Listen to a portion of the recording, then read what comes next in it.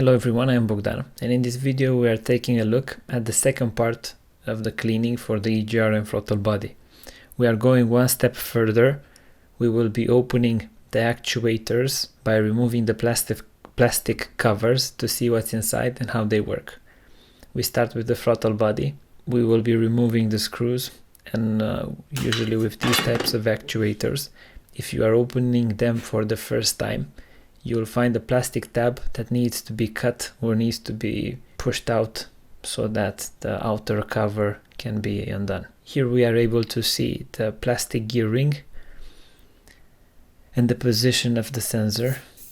In my opinion, the plastic residue can interfere with the reading of the sensors.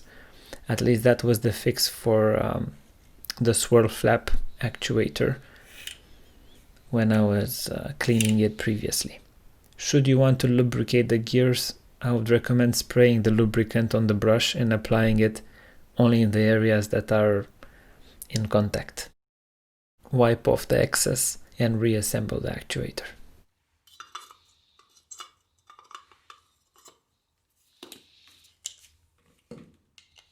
The next one on our list will be the EGR actuator.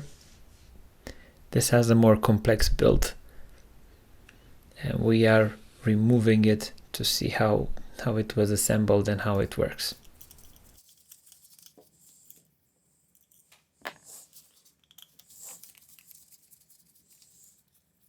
After doing this type of maintenance and after inspecting the components, I wouldn't say that this is something essential, and I wouldn't say that it's something that will make a big difference. I've opened these components more to understand how they work and how they have been built. Now, I hope that this video helps. If I forgot something or if you have ideas for future videos, please let me know in the comments below. And I will be seeing you in the next video.